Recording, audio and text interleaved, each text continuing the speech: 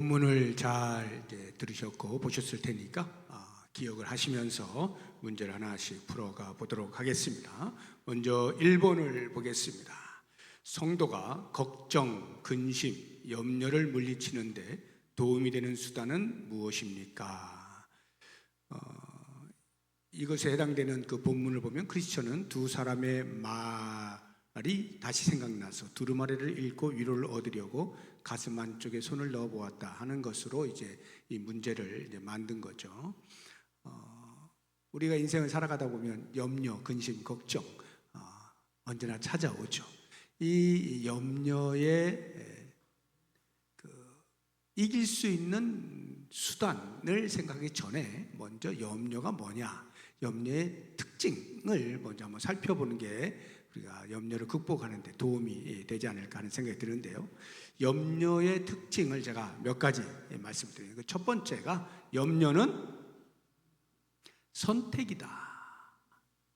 염려는 선택이다.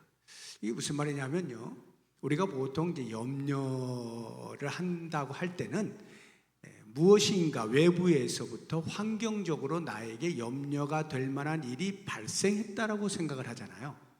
그런 환경만 없으면 나는 염려할 일이 없을 텐데 그런 일들이 나를 찾아와서 내가 염려할 수밖에 없게 되었다, 이렇게 보통 생각을 하거든요. 그것은 말하지는 않지만 사실 속에서부터 이런 생각을 하는 거예요. 내가 염려하는 것은 다 환경 탓이야, 이렇게 환경 탓으로 돌리게 되는 것입니다. 근데 사실상은요, 환경을 빌미로 해서 사탄에게 내가 굴복한, 내 의지가 사탄에게 굴복하는 것입니다. 사탄에게 내 마음이 빼앗긴 것에 대하여 합리화를 하는 것이, 내가 염려하는 것은 환경 때문이야, 이렇게 말을 하는 것이죠. 사실은 내가 염려를 선택하는 거예요. 이 말의 의미는 염려와 같은 염려할 만한 일이 발생했을 때 내가 염려가 아닌 다른 것을 선택할 수도 있다는 의미입니다. 그러면 염려가 아닌 다른 것을 선택한다, 무엇일까요? 성도에게 있어서 염려가 아닌 다른 것을 선택하는 것이 훨씬 유익할 것이 사도 바울의 입을 통하여 우리가 배울 수 있다면 그것은 기도입니다. 염려가 아닌 기도를 선택할 수 있어요. 빌립보서 4장 6절 7절 보시게 되면 아무것도 염려하지 말고 다만 모든 일에 기도와 간구로 너희 구할 것을 감사함으로 하나님께 기도해라. 그리하면 모든 지각에 뛰어난 하나님의 평강이 그리스도 예수 안에서 너희 마음과 생각을 지키시리라. 거기를 보시게 되면요, 염려하지 말고 기도해라고 하잖아요. 염려할 만한 상황이 발생했는데 염려를 선택하지 말고 기도를 선택하여 하나님께 나아가 기도하라 하는 것인데, 그렇게 되면 어떤 일이 벌어지냐 하면 모든 지각에 뛰어난 하나님의 평강이 그리스도 예수 안에서 우리의 마음과 생각을 지켜주시겠다. 잘 보세요. 염려거리, 환경을 바꿔주신다, 상황을 해결해 주신다가 아니라 우리의 마음과 생각을 지켜주신다. 이게 무슨 말이에요? 우리의 마음과 생각에서 이미 우리는 염려를 선택했단 말이죠. 그런데 기도하면 그 염려를 선택한 것으로부터 벗어날 수 있게 되어져서 하나님이 주시는 평강 가운데 거할 수 있게 된다. 이것은 설령 환경이 바뀌지 않더라도, 나에게 염려할 만한 것으로 다가온 환경이 없어지지 않더라도 그 안에서 내가 평강을 누릴 수 있게 된다는 말이에요. 그래서 우리는 염려할 만한 일이 다가올 때 내가 염려를 선택하는 나의 의지가 있다는 사실을 인지하고 그 염려를 선택하는 것을 멈추는 것입니다. 두 번째, 염려의 특징. 100가지 해로운 것이 있을 뿐 단 한 가지도 유익한 것이 없다. 백해 무익하다 하는 것인데요. 왜 염려를 백해 무익하다라고 말하느냐 하면, 첫째, 염려는 문제 해결에 아무런 도움을 주지 못합니다. 염려를 아무리 많이 한다 하더라도 조금이라도 문제 해결에 도움이 될 만한 것은 없어요. 그래서 마태복음 6장 27절에 보게 되면 예수님이 이렇게 말씀해 주시죠. 너희 중에 누가 염려함으로 그 키를 한 자라도 더할 수 있겠느냐. 염려해서 내 작은 키가 커진다고 하면 염려를 하루뿐만이 아니라 한 달도 할 수 있겠죠. 염려해서 내 생명이 연장될 수 있다고 한다면 1년이 아니라 10년도 내가 염려를 하죠. 그런데 염려해서 내가 원하는 바가 이루어지는 일은 없다는 거예요. 그렇기 때문에 염려를 할 필요가 없다. 염려를 하면 할수록 백해가 무익한 것뿐이다 하는 것이에요. 백해 무익한 이유 두 번째는 내 몸과 영혼, 영육 전체가 다 상처를 받습니다. 둘 다 상처를 받아요. 염려를 많이 하면 정신적으로만 해로운 게 아닙니다. 그로 인해서 잠이 안 오잖아요. 불면증이 걸립니다. 그러면요 몸이 상할 수밖에 없죠. 영과 육 전체가 다 상처를 입게 되어지기 때문에 염려는 백해가 무익한 거예요. 뿐만 아니라 염려는 또 다른 염려, 지우개를 내가 못 찾겠네. 또 다른 염려를 낳습니다. 염려가 꼬리에 꼬리를 물고 계속 찾아온다 이 말이에요. 눈덩이처럼 불어나죠. 심지어는요 없는 염려를 만들어서도 하죠. 앞으로 있게 될지 모를 염려를 미리 땡겨서 염려하는 거예요. 대단하죠? 그러니까 문제가 많아서 너무 문제가 많아 하고 염려하는가 하면 문제가 없이 평화로울 때조차도 언제 또 염려가 찾아오지 하고 염려하는 거예요. 이게 염려의 특성이에요. 그러니까 그런 염려는 백해가 무익한 것입니다. 네 번째 염려는요 전염성이 엄청 강해요. 나만 염려하는 게 아니에요. 그 염려의 말들을 듣고 있는 옆에 있는 사람도 덩달아 염려하게 되는 것입니다. 전염성이 매우 강해요. 그래서 이렇게 염려는 단 한 가지도 나에게 유익을 주는 것이 없다는 것입니다. 고명진 목사님이 Jesus First라고 하는 책을 썼는데 그 책 안에 소개되고 있는 그 예화 하나가 있는데 과테말라 원주민들이요 이렇게 천조각을 이제 쓰다 남은 것들 이렇게 천조각들 그런 것들을 가지고 한 2, 3cm 정도 되는 인형을 만든다 그래요. 2, 3cm면 손톱보다 조금 큰 정도의 인형을 만드는데 그 인형의 이름이 걱정 인형이에요. 인형 이름이 걱정 인형입니다. 요 걱정 인형이요 관광객들에게 아주 불티나게 팔린대요. 언제 사용하느냐? 걱정거리가 생겼을 때에 잠자리 베개 밑에 그 걱정 인형을 집어넣고 자면 자기가 가지고 있는 걱정거리를 그 인형이 다 가지고 간다라고 해서 이 걱정 인형을 많이 산다는 거예요. 심지어는요 어린 아이들도 엄청나게 사간대요. 야, 애가 무슨 걱정거리가 있어. 우리 어른의 눈으로 보면 아무것도 아니지만 그 아이의 수준에서는 자기 세계 속에서 나름대로의 걱정거리가 있는 거예요. 그래서 그 아이들도 걱정 인형을 많이 산다는 것입니다. 여러분 걱정, 염려 이게 영어로 worry잖아요. Don't worry 이러잖아요. 걱정하지 마. Don't worry 이렇게 말하잖아요. 이 worry라고 하는 이 영어 단어가요 독일어의 어떤 한 단어에서 파생이 되었는데요.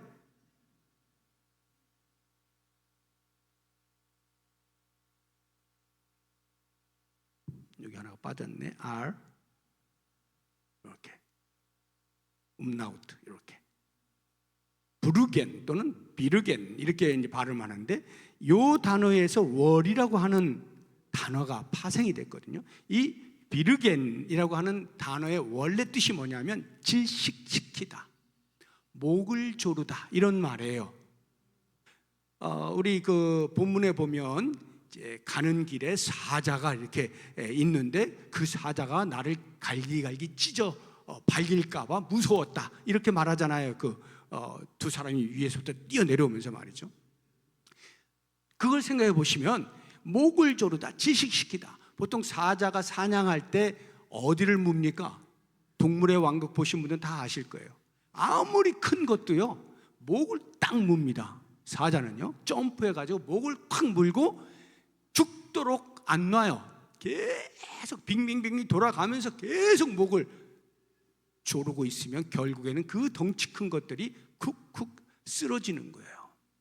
마치 이 걱정이라고 하는 말, 염려라고 하는 단어가 이 숨이 꽉 막혀 질식하여 죽게 되어질 이런 상태를 의미하는 거예요, 이 염려가. 그래서 심리학에서는요, 이 염려를 어떻게 표현하느냐 하면 대단히 흥미로운 표현이 있어요. 염려란 느린 형태의 자살이다, 이렇게 표현하고 있어요. 자살은 그냥 바로 죽잖아요. 그런데 염려는 느린 형태의 자살, 계속 염려하다 보면 결국 자기를 죽이는 행위가 된다, 이런 말이겠죠. 이러한 염려, 이 염려를 과연 어떻게 극복할 수 있을 것인가? 염려를 물리치는 데 도움이 되는 수단이 뭘까? 제가 3가지를 알려드릴게요.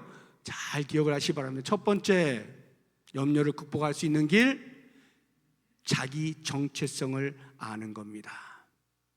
자신의 존재 가치를 아는 거예요.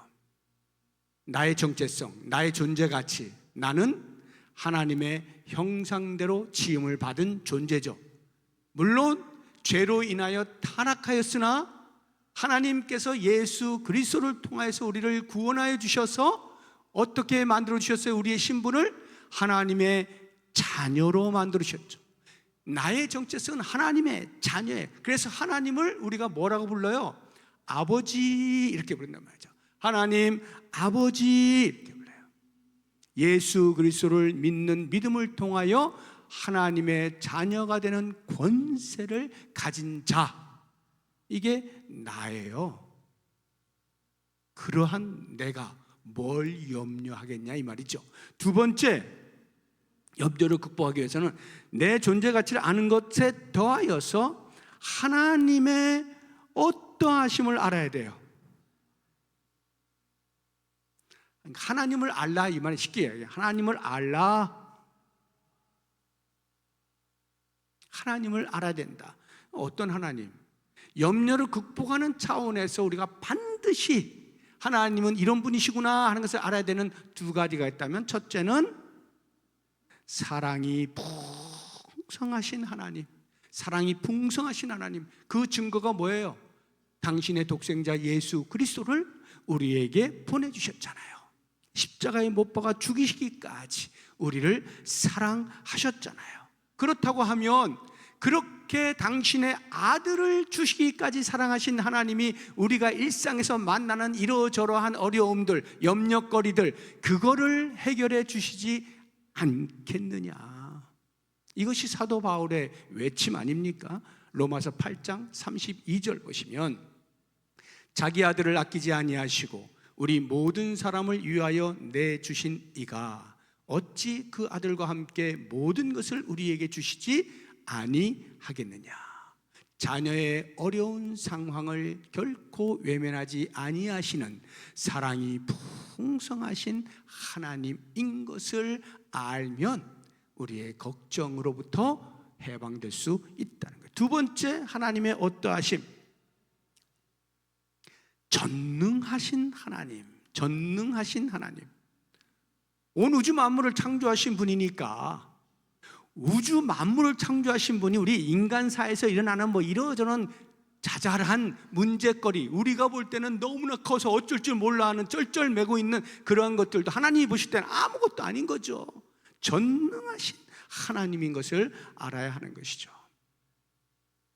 창세기에 보게 되면 아브라함이 어떠한 일로 인하여서 굉장히 두려워하고 염려에 휩싸여 있을 때 하나님이 아브라함을 찾아와 주셔서 하신 말씀이 창세기 15장 1절에 나와요. 이후에 여호와의 말씀이 환상 중에 아브라함에게 임하여 이르시되 아브라함아 두려워하지 말라. 나는 내 방패요 너의 지극히 큰 상급이니라. 두려워하지 마 아브라함아, 나는 너의 방패고 너의 지극히 큰 상급이야. 이렇게 말씀하실 때 이후에라고 하는 이 이후가 뭘까? 어떤 사건이 있은 다음에 이 말씀을 하셨을까? 어떤 사건으로 인하여 아브라함의 마음에 두려움이 찾아왔다는 거죠. 염려거리가 생겼다 이 말이에요. 그 사건이 뭐냐 하면 롯을 구출한 사건입니다.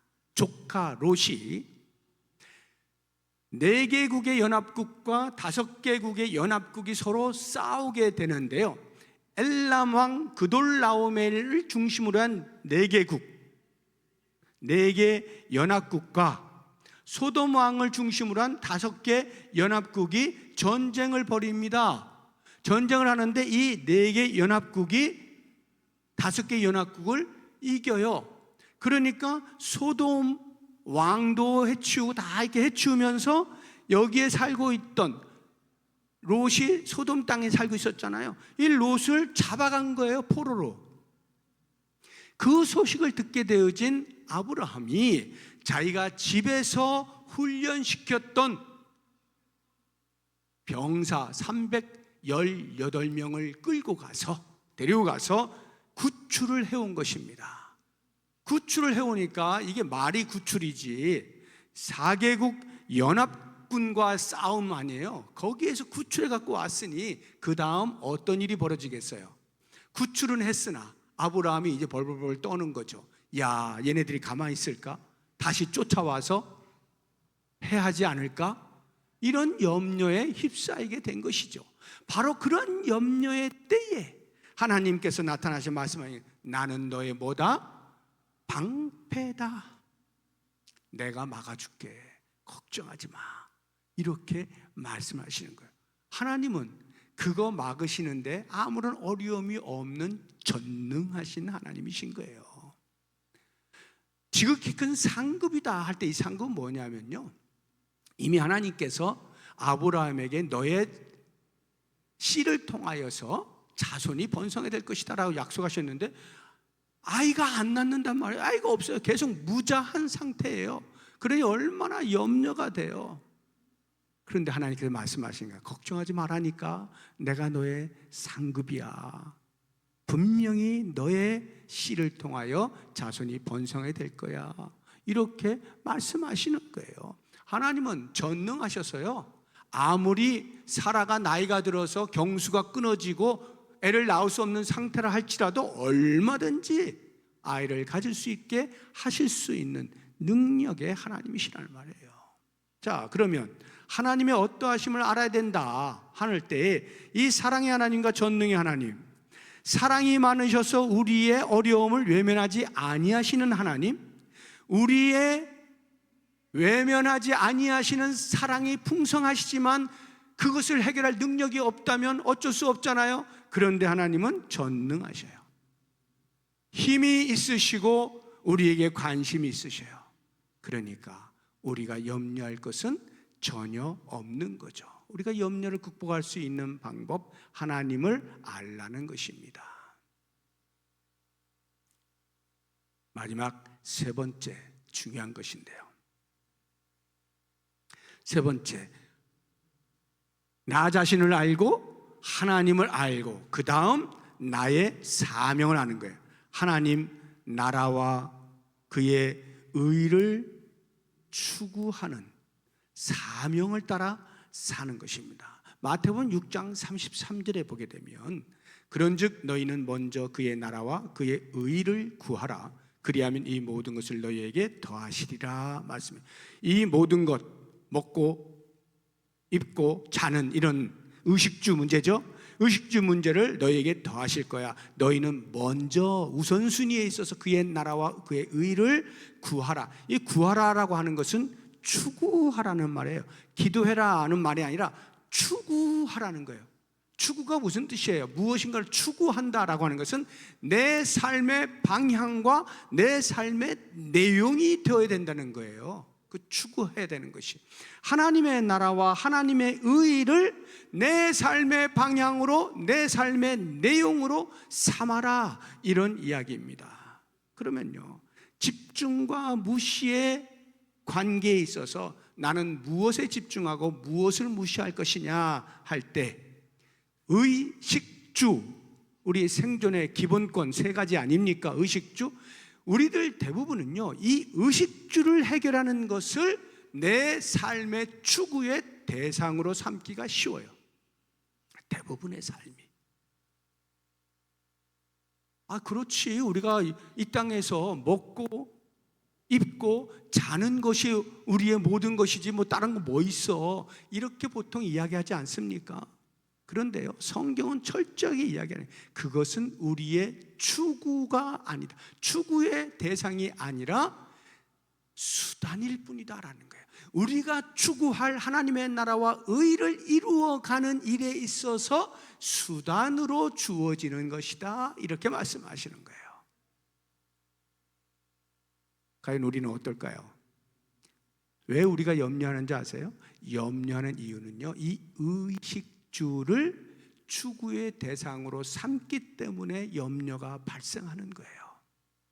그런데 그것을 수단으로 여기기 시작하면요, 그래서 내 삶의 내용을 하나님의 나라와 하나님의 의에 두게 되어지면요, 많은 부분에서 염려거리가 사라지게 되는 것을 보게 될 겁니다. 한번 해보십시오.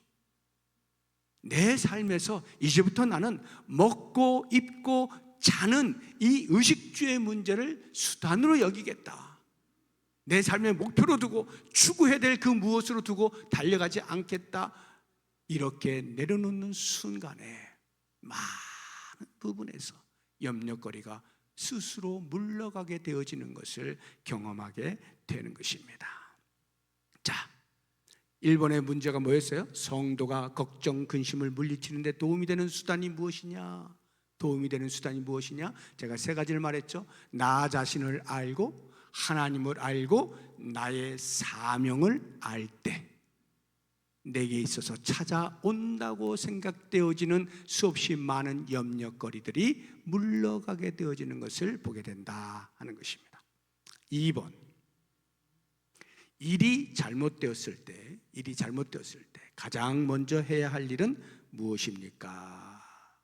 두 가지. 첫째는 성찰입니다. 성찰이 뭐예요? 자기를 돌아보는 일이죠. 자기를 돌아보는 거예요.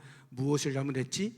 어디서부터 잘못됐지? 왜 그런 일이 일어났지? 하고 생각하고 살펴보는 거예요. 두 번째는 성찰로 끝나는 것이 아니라 회개하는 것이죠. 잘못을 깨달았으면 즉각적으로 엎드려서 하나님께 용서를 구해야 하는 거죠. 그래서 계시록 2장 5절을 보게 되면요, 그러므로 어디서 떨어졌는지를 생각하고 회개하여 처음 행위를 가져라. 에베소 교회에게 주시는 권면의 말씀이에요.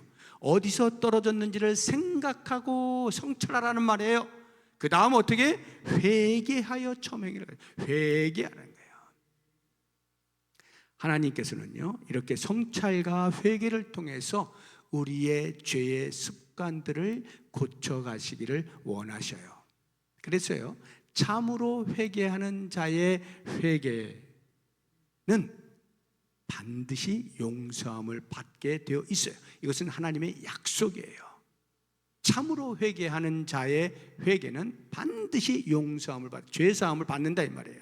요한일서 1장 9절이 그 말씀을 우리에게 알려주고 있죠. 만일 우리가 우리 죄를 자백하면 그는 미쁘시고 의로우사 우리 죄를 사하시며 우리를 모든 불의에서 깨끗하게 하실 것이요. 분명하게 약속을 하시는 거예요. 우리 죄를 자백하면, 그냥 입으로만 잘못했어요 습관적으로 하는 것 아니라 정말로 회개, 참 회개가 일어나게 되어지면 하나님은 그 죄를 기억하지 않으셔요. 깨끗하게 씻어주시고 죄사함의 용서를 해주시는 것입니다. 그 여호수아가 이제 이스라엘 백성들, 2세대 백성들을 이끌고 여리고성을 이제 점령하잖아요. 대승을 거두지 않습니까? 그럼 그 다음에 조그마한 성 아이성을 점령하는데 처음에 실패하잖아요. 실패하고 그 다음 다시 전쟁에서 승리를 하게 되어질 때 실패와 승리 사이에 있었던 것이 하나 있습니다. 그것이 바로 자기를 돌아보고 회개한 일입니다. 이 부분에 대하여서 여호수아 7장 6절이 우리에게 이렇게 알려주고 있어요. 여호수아가 옷을 찢고 이스라엘 장로들과 함께 여호와의 궤 앞에서 땅에 엎드려 머리에 티끌을 뒤집어 쓰고 저물도록 있다가, 지금 이 말만 보아도 여호수아가 얼마만큼 회개에 집중하고 있는지 금방 느껴지지 않습니까? 왜 이런 회개를 할까요? 여리고성이라고 하는 거대한 성을 무너뜨린 것에 대하여서 승리감에 도취되어졌어요. 그러니까 아이성이라고 하는 조그마한 성, 그쯤은 보고를 들어보니까 한 2, 3천 명만 가서 휩쓸어 버리면 될 것 같습니다 해서 여호수아가 그래? 하고는 3천 명을 보내주거든요. 그런데 영락없이 패퇴를 한 것이에요. 왜요? 하나님 앞에 겸손히 묻지를 않는 겁니다. 하나님의 하시는 일에 대하여서 기대하지 않는 거예요. 이 정도는 뭐 얼마든지 우리의 힘으로 가능하지. 여리고성도 무너뜨렸는데 하면서 교만하여서 자만하여서 하나님께 묻지 아니한 일로 인하여 대패를 하게 된단 말이죠. 그것에 대하여 이렇게 여호수아가 완전히 땅에 엎드려 가지고 철저하게 회개를 하잖아요. 그리고 나서야 비로소 하나님께서 그들에게 승리를 안겨주시는 거죠. 그러니까 가장 먼저 해야 될 일은 일이 잘못되었을 때 나 자신을 돌아보고 성찰하고 잘못한 것이 깨달아질 때 바로 엎드려서 용서를 구하는 회개해야 된다. 3번, 회개할 때 반드시 나타나야 하는 증거, 그 회개가 참이냐 아니냐를 알 수 있는 증거가 뭐냐 이거예요. 그건 바로 죄에 대한 슬픔, 죄에 대한 애통함입니다. 시편 51편 17절을 보면 다윗이 밧세바를 범한 이후에 나단 선지의 지적을 받고 깨닫게 되었을 때 통회하면서 이렇게 말하는 거예요. 하나님께서 구하시는 제사는 상한 심령이라, 애통해하는 마음이라 이 말이에요. 하나님이여 상하고 통회하는 마음을 주께서 멸시하지 아니하시리이다. 얼마나 눈두덩이가 이렇게 부르트도록 눈물을 하도 흘려서 그 눈물로 인해서 침상이 둥둥둥둥 뜰 만큼 그렇게 눈물을 흘리는 회개를 하는 바로 이 죄에 대한 애통함, 이것이 참 회개의 증거라고 하는 것입니다. 거기 3번에 나와 있는 고린도서 7장 11절은 집에 가서 한번 참고로 찾아보시면 되겠는데요, 이 죄에 대하여 슬퍼하는 영적인 현상 언제 나타나느냐? 죄에 대하여 슬퍼하는 이 영적인 현상이 언제 나타나는가? 첫째, 죄의 영향과 결과를 정확하게 인식할 때, 죄의 결과, 죄의 영향과 결과가 어떠함을 정확하게 인식하게 되어질 때 당연히 죄에 대해 슬퍼하는 현상이 나타나고요. 두 번째로 하나님이 죄를 얼마나 싫어하시는지를 인식할 때 슬픔의 현상이 나타나고요. 세 번째는 하나님이 당신의 자녀가 죄를 범할 때 얼마나 가슴 아파하시는지를 인식하게 될 때 우리는 죄에 대하여 슬퍼하게 된다 하는 것입니다. 과연 우리가 회개할 때요, 정말로 가슴 깊은 데서부터 죄에 대한 애통함이 있는지를 스스로 살펴볼 필요가 있어요. 다른 사람은 몰라도 본인은 알죠. 본인은 알아요. 4번, 죄의 결과로 혹독한 아픔을 겪어서 얻을 수 있는 효과는 무엇입니까? 죄의 결과는 고통이죠. 징계가 있으니까 고통이에요. 그 고통을 겪어서 얻을 수 있는 효과 무엇일까요?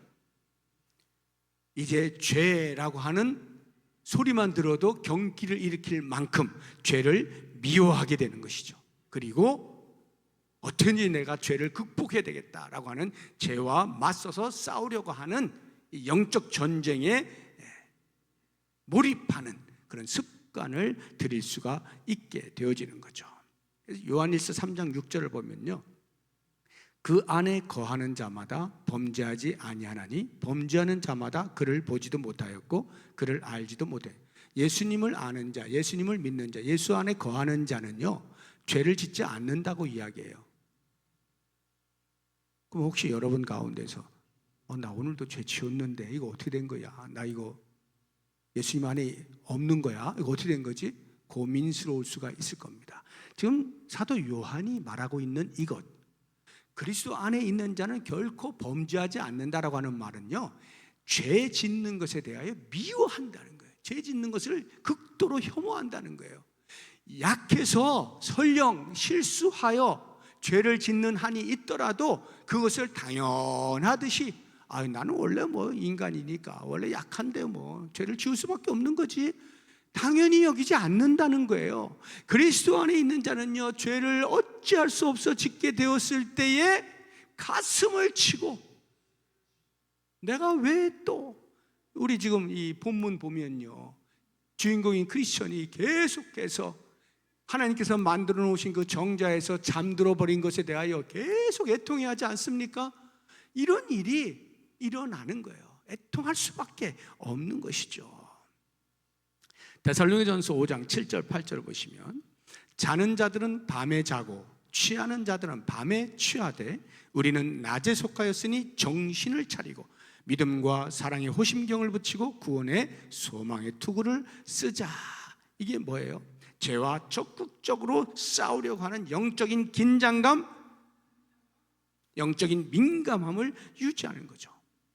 군인들이 사주 경계를 항상 강화하지 않습니까? 언제 적이 어디서 쳐들어올지 모르니까 사주 경계를 하잖아요. 전방위적으로 360도 삥 돌아가면서 다 경계를 하지 않습니까? 우리가 죄가 나에게 침투해 들어오지 못하도록 사주 경계를 하는, 영적인 사주 경계를 끊임없이 하는 거예요. 그런 영적인 긴장감을 가지고 있는 거예요. 영적인 민감함을 유지하는 거예요.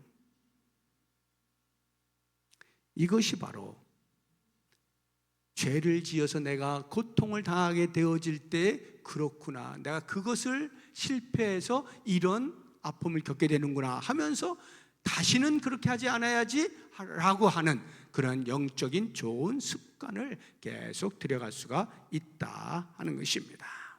5번, 이런 고통을 받게 하는 이유, 하나님께서 왜 우리에게 죄의 대가로서의 고통을 겪게 하시느냐 하는 것입니다.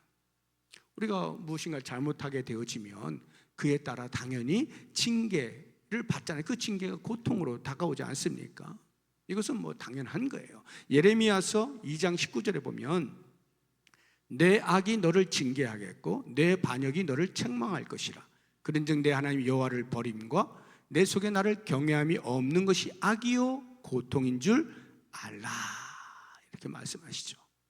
그러니까 우리가 영적으로 게을렀을 때 그에 대한 징계로서 하나님이 고통을 주시는 거예요. 그런데 이 고통, 이 징계의 목적은 단순히 죄를 지었으니까 죄에 대한 대가를 받아야지, 보통 우리가 생각하는 인과응보 그런 차원이 아닙니다.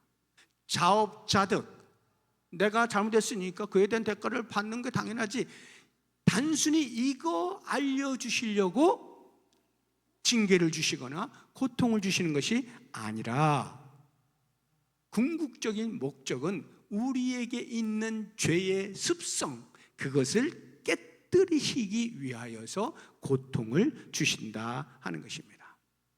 우리 어린 아기, 갓난 아기들 이렇게 보면요 겁이 없잖아요. 뭐가 자기에게 해가 되는지 모르잖아요. 그러니까 뜨거운 국물이 이렇게 그릇에 담겨 있는데 뭐 압니까? 그냥 손을 푹 집어넣는 거 아니에요?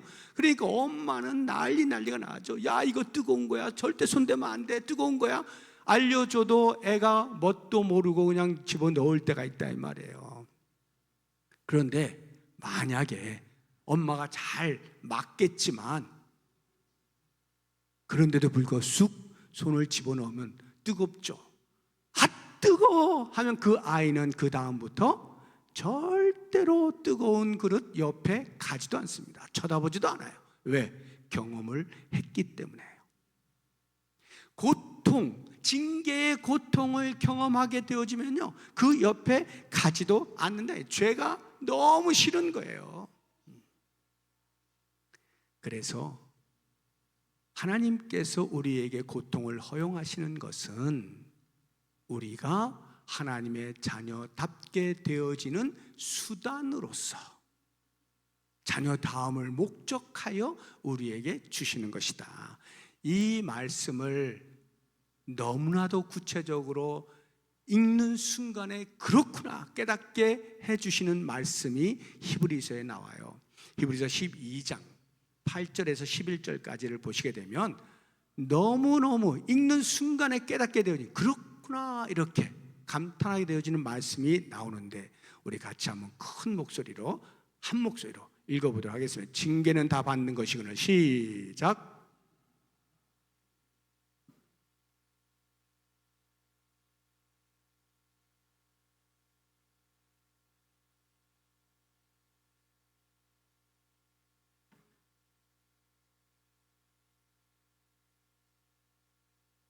그들은 잠시 자기의 뜻대로 우리를 징계하였거니와 오직 하나님은 우리의 유익을 위하여 그의 거룩하심에 참여하게 하시느니라.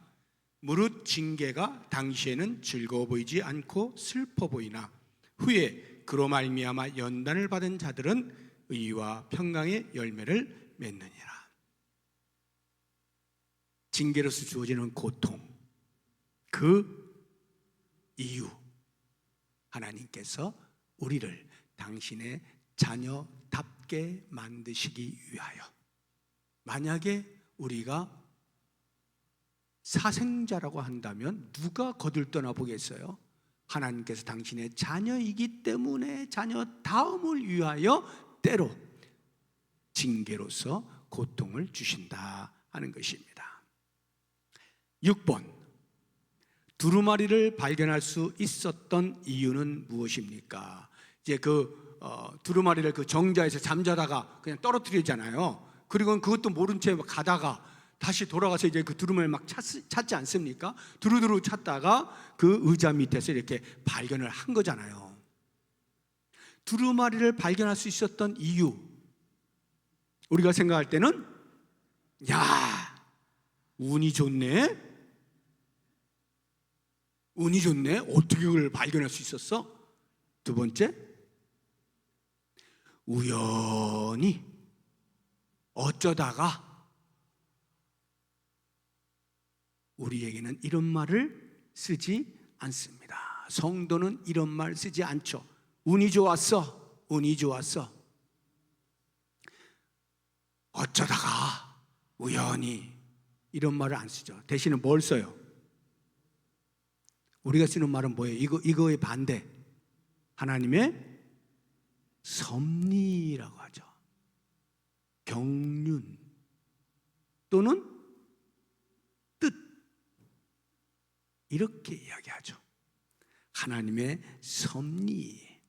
그러니까 두루마리를 발견할 수 있었던 것은 뭐다? 하나님의 섭리다. 이게 무슨 말이에요? 성도의 견인교리를 보시게 되면 하나님께서 구원하신 백성은 끝까지 구원이 완성되도록 지키신다는 게 견인교리잖아요. 이 견인, 하나님께서 구원하신 백성은 가는 여정 속에서 때때로 실수하고 실패하고 넘어지고 엎드려지고 이런 일들이 일어난다 하더라도 다시 일어서서 걸어갈 수 있도록 수없이 많은 장치들을 마련해 놓으신다는 거예요. 설령 두루마리를 잃어버리는 한이 있더라도 다시금 찾을 수 있도록 하나님께서 섭리하신다는 거예요. 그렇게 해서 마침내 도달할 수 있도록 하신다. 우리 인생 가운데 저는 참 이 사람하고 너무 비슷하다고 생각되어지는 성경 인물이 하나 있는데 대부분 성도님들이 아마 다 고개를 끄덕거리지 않을까 싶어요. 그 인물 중에 한 사람이 야곱이라고 하는 인물이에요. 야곱, 참 기가 막힌 사람 아닙니까? 아주 장꾀가 밝고요, 사기성이 농후하고요, 뭐 집안에서 엄마와 함께 늘 대화하면서 이렇게 참 뭔가 하나님 말씀도 배우고 이러는 것 같지만, 그러면서도 여전히 성품이 뭐가 나서 자기의 머리와 힘을 의지하여서 하려고 하는 일들이 얼마나 많았던 사람입니까? 이 야곱. 그러니까 그가 가는 그 여정, 인생 여정이 참 거칠잖아요. 그래서 마지막에 그가 바로 앞에 섰을 때 내가 험악한 세월을 살았습니다, 이렇게 말하지 않습니까?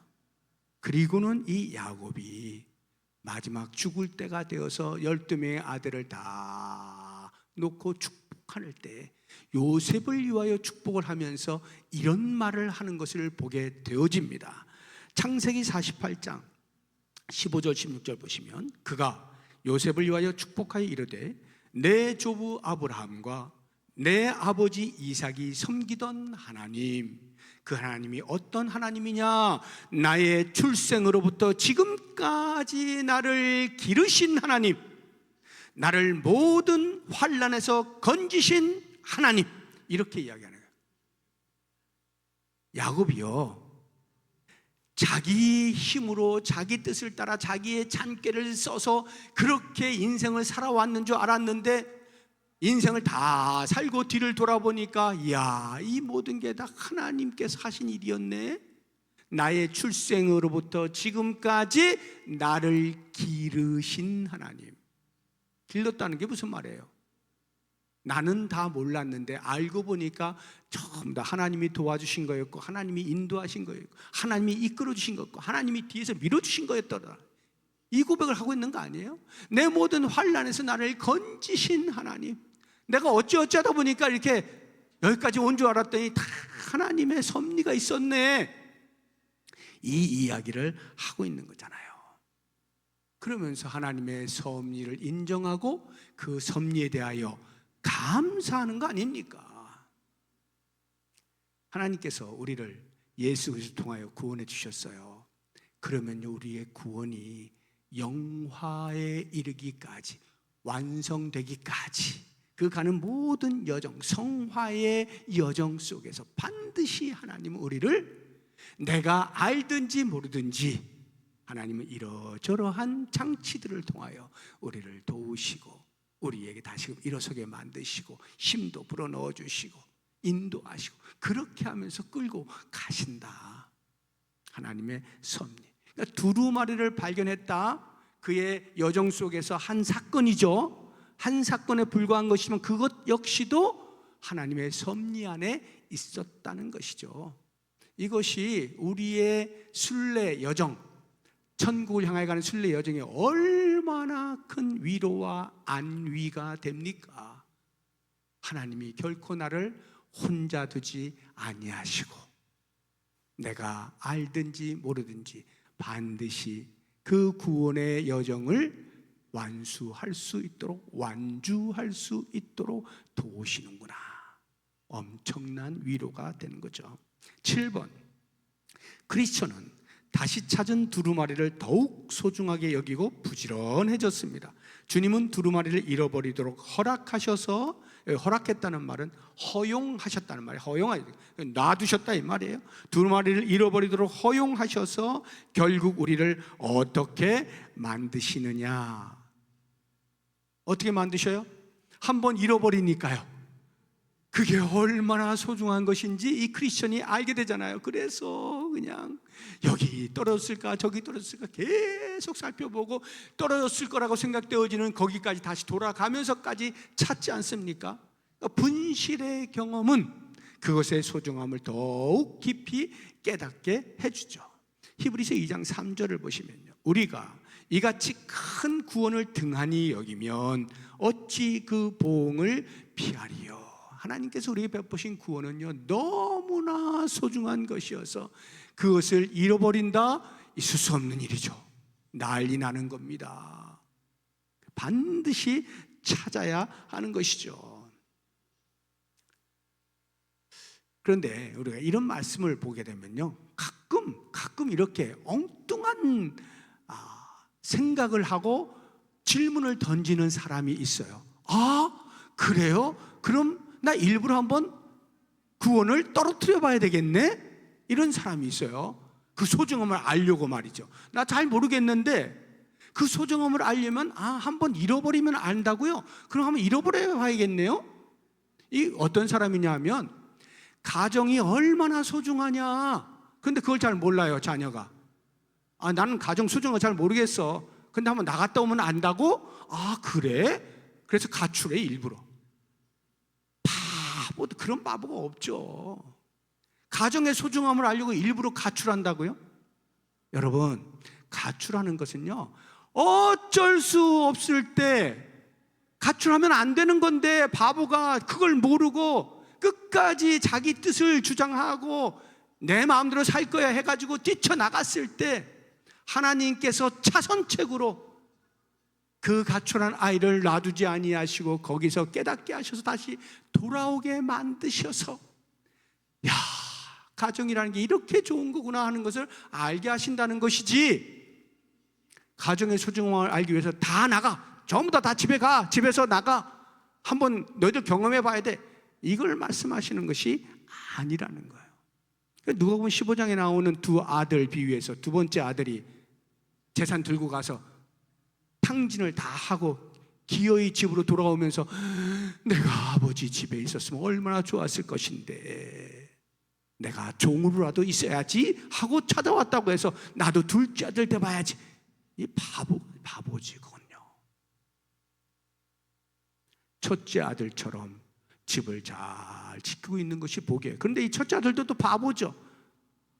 그 잘 지켜서 하나님의 그 자기 아버지의 복을 다 받고 누리는 것인데 그것도 모르고 또 둘째 아들에게 돌아와서 잔치 벌여줬다 그것을 시샘하는 이런 바보 같은, 이 사람도 바보고 저 사람도 바보고, 좀 깨달아야 되죠. 우리는 주 안에 있는 그 자체가 이미 복이에요. 그러니까 일부러 떠나서 그것이 얼마나 큰 복인가를 알려고 할 필요가 없는 거예요. 어찌하다 보니까 정말 자기 고집을 꺾지 않아서 그런 일을 당하게 되었을 때 하나님께서는 홀로 두지 아니하시고 반드시 깨닫게 하셔서 징계를 통해서라도 다시 돌아오게 하시는 이 은혜, 이것은요 그냥 가만히 주 안에서 누리는 게 최고예요. 넘버원 은혜예요. 이거는 차선이에요. 차선을 위해서 일부러 뛰쳐나갈 필요는 없다고 아실 필요가 있습니다. 8번, 두루마리를 찾은 크리스천은 더욱 민첩한 발걸음으로 뛰어갑니다. 무엇을 의미합니까? 자기가 영적 게으름으로 인해서 두루마리를 놓쳤잖아요. 그러니까 그것을 찾으러 갔어요. 그러니까 뭐가 생각나요? 자, 내가 여기 정자가 있어요. 여기 이렇게 정자가 있어서 여기서 잠을 자다가 두루마리를 놓쳤다 이 말이에요. 근데 그걸 모르고 갔어요. 이만큼 갔는데 여기서 깨닫게 된 거예요. 어디서 잃어버렸지? 다시 돌아온다 이 말이죠. 그럼 다시 돌아와서 다시 또 가야 되잖아요. 한 번만 가면 될 것을 왔다가 갔다가 3배나 시간을 낭비하는 거 아닙니까? 여기서 다시 일로 가면 되는 건데 이만큼을 다시 낭비하고 가니까 그것을 깨닫게 된 사람은 어때요? 여기서 이제 더 이상은 내가 이런 실수를 반복하면 안 되지, 부지런할 수밖에 없죠. 내가 이만큼이나 낭비했으니까, 이만큼이나 허비했으니까 앞으로는 이러면 안 되지 하고 열심을 내는 것이 당연한 것이죠. 계시록 3장 19절에 보게 되면 라오디게아 교회에 이렇게 권면하는 말씀이 나와요. 물은 내가 사랑하는 자를 책망하여 징계하노니, 징계를 받았어요. 그러므로 내가 열심을 내라, 회개하라. 돌아섰어요. 그 다음부터 어떻게? 부지런해야 되겠죠. 당연히 부지런해야 되는 거예요. 이렇게 부지런을 떠는 것, 이것이 그가 회개한 이 회개가 참 회개임을 증명하는 또 다른 하나의 행위가 되죠.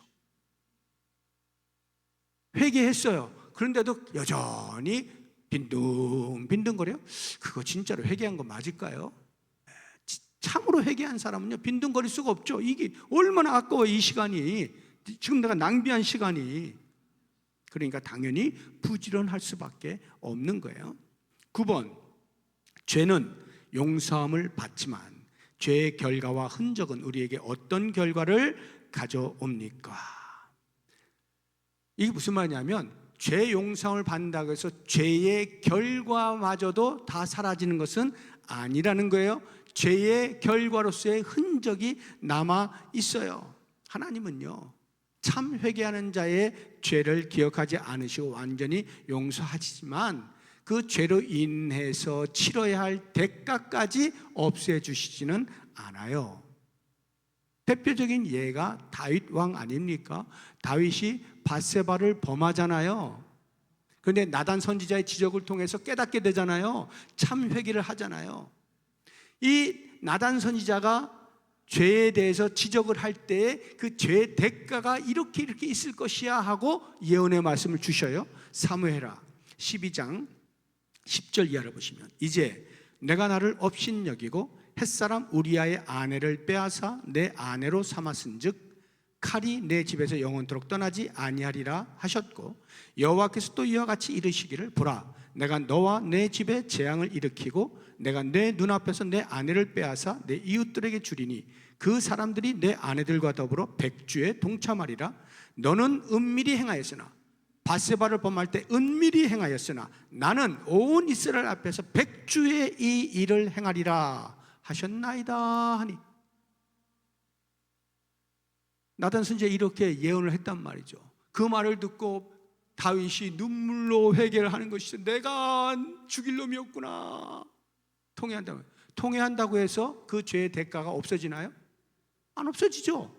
압살롬, 자기 아들 압살롬에 의해서 반역을 당하잖아요. 그리고 실제로 자기 후궁들이 백주 대낮에 강간을 당하는 일들이 벌어지잖아요. 그 죄의 결과를 고스란히 받는 것입니다. 그리고는 그 밧세바로 인하여 잉태한 아이, 자기 자식이 죽잖아요. 전부 다 예언한 대로 다 이루어지게 되는 거예요. 이렇게 대가를 치르게 될 때 우리에게 어떤 결과가 있느냐, 이런 대가를 치르게 될 때 그냥 대가는 대가니까 대가는 받아, 이것으로 끝나는 게 아니에요. 그 대가를 받으면서 주어지는 유익이 있습니다. 무엇일까요? 죄라고 하는 거 이렇게 무섭구나. 죄를 지으면 이런 대가를 받게 되는 거예요. 죄의 무서움을 깨닫게 되어지죠. 그리고 그 다음 자기 자신을 돌아보면서 매우 겸손하게 됩니다. 사무엘하 16장 10절을 보면요, 이 다윗 왕이 압살롬의 반역으로 인해서 피신을 갑니다. 피신을 갈 때 사울 왕의 친족 중에 한 사람인 시므이가 나와서 저주를 쏟아붓습니다. 그리고 돌팔매질을 합니다. 그때에 다윗 왕을 호위하던 군대 장관 아비새가, 다윗 왕이요, 저거 그냥 놔둬서는 안 되겠습니다. 말씀만 하십시오. 제가 당장 가서 죽이겠습니다. 이렇게 할 때 다윗 왕이 그들에게 하는 말, 사무엘하 16장 10절에 이렇게 나옵니다. 왕이 이르되 수루야의 아들들아, 수루야는 다윗과 남매지간이에요. 그 수루야의 아들들이라는 것은 요압, 아비새, 아사엘을 말하는데 이 세 사람이 전부 다 다윗의 군대 장관들이었어요. 그러니까 자기의 조카들이죠. 수루야의 아들들아, 내가 너희와 무슨 상관이 있느냐? 그가, 시므이가 저주하는 것은 여호와께서 그에게 다윗을 저주하라 하시미니 내가 어찌 그리하였느냐 할 자가 누구겠느냐? 그냥 놔둬라, 이 말이에요. 이게 무슨 말이에요? 내가 그러한 저주를 받아도 싸다, 내가 돌팔매질을 받아도 당연한 거야, 이렇게 자기 자신을 인정하는 거예요. 겸손해지는 것입니다. 그러면 생각을 해보세요.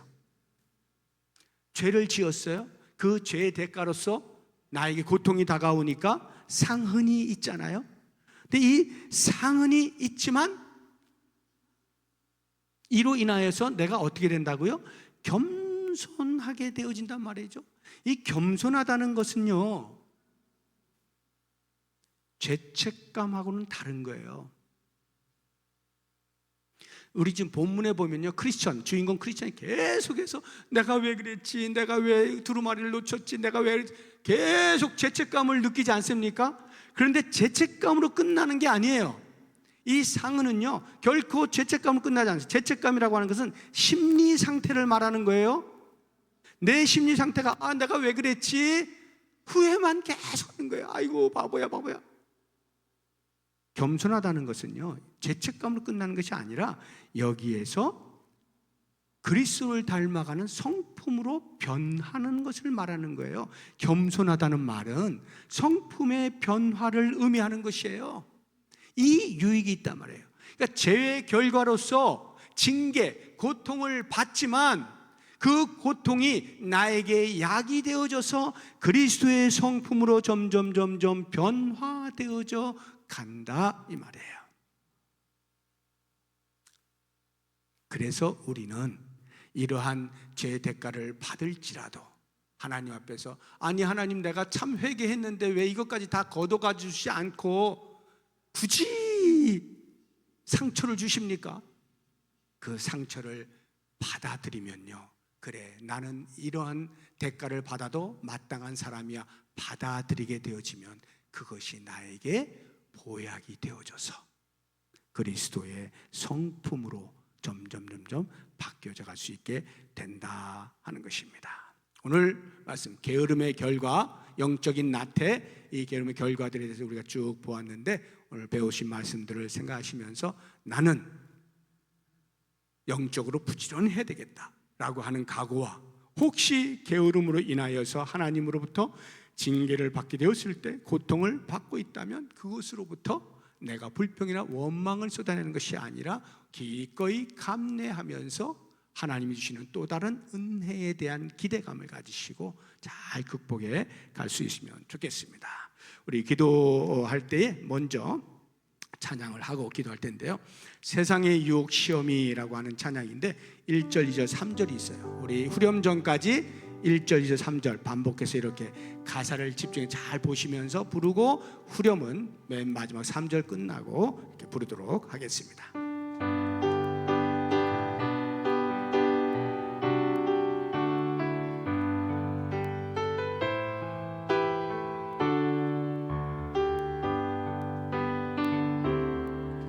세상의 유혹 시험이 내게 몰려올 때에 나의 힘으론 그것들 모두 이길 수 없네.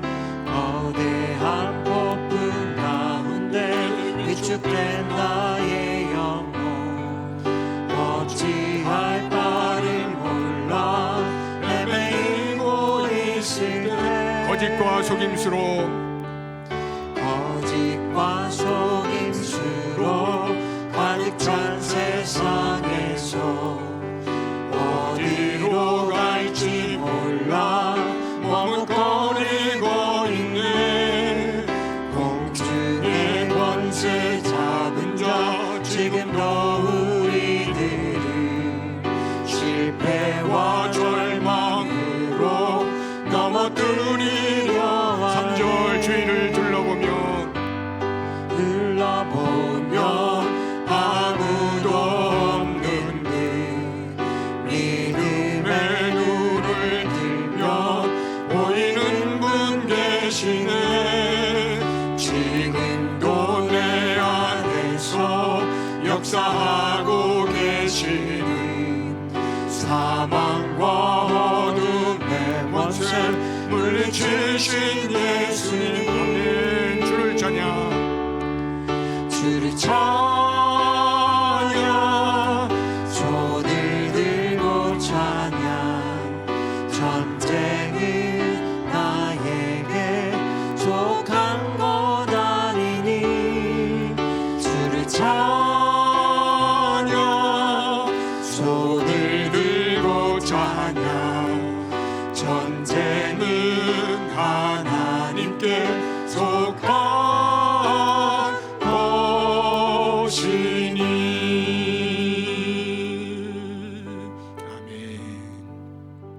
오늘 배운 말씀들을 생각하시면서 세 가지 기도점을 가지고 함께 기도하도록 하겠습니다.